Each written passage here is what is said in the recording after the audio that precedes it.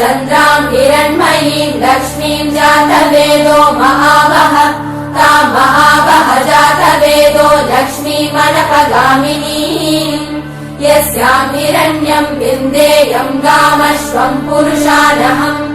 अश्वपूर्वाम् रथमद्याम् हस्तिनादप्रबोधिनी श्रियम् देवीमुपह्वये श्रीर्महादेवीर्जुषताम् कांसोऽस्मिताम् हिरण्यप्राकाराम् मात्राम् ज्वलन्तीम् तृप्ताम् तर्पयन्तीम् पद्मे स्थिताम् पद्मवर्णाम् तामिहोपह्वये श्रियम् चन्द्राम् प्रभासाम् यशसा ज्वलन्तीम् श्रियम् लोके देवचुष्टामुदाराम् ताम् पद्मिनीमीम् शरणमहम् प्रपद्ये लक्ष्मीर्मे नश्यताम् त्वाम् वृणे आदित्यवर्णे तपसोऽधिजातो वनस्पतिस्तव वृक्षोत बिल्वः तस्य फलानि तपसानुदन्तु मायान्तरायाश्च बाह्या अलक्ष्मीः उपैतु माम् देव सककीर्तिश्च मणिना सह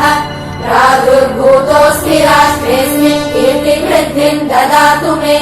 शुक्तिपासामलाम् ज्येष्ठामलक्ष्मीम् नाशयाम्यहम् अभूतिमसमृद्धिम् च सर्वान् निर्मृद मे गृहात्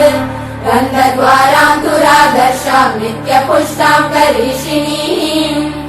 ईश्वरीकुम् सर्वभूतानाम् तामिहोपह्वये श्रियम्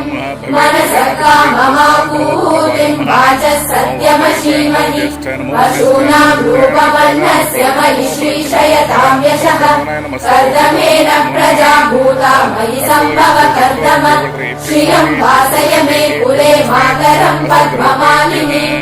आपसृजन्तु स्निग्धानि चित्रीतवस मे गृहे निज देवी मातरम् श्रियम् वासय मे कुले आर्द्राम् पुष्करिणीम् पुष्टिम् पिङ्गलाम् पद्ममालिनीम् चन्द्राम् हिरण्मयीम् लक्ष्मीम् जातवेदो महावः आर्द्राम् रत्करिणीम् यष्टिम् सुवर्णाम् हेममालिनीम् सूर्याम् हिरण्मयीम् लक्ष्मीम् जातवेदो महावः ताम् महावः जातवेदो लक्ष्मीमनपगामिनी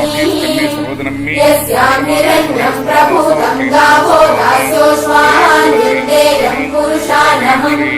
सर्वमङ्गलमाङ्गल्ये शिवे सर्वार्थसाधिके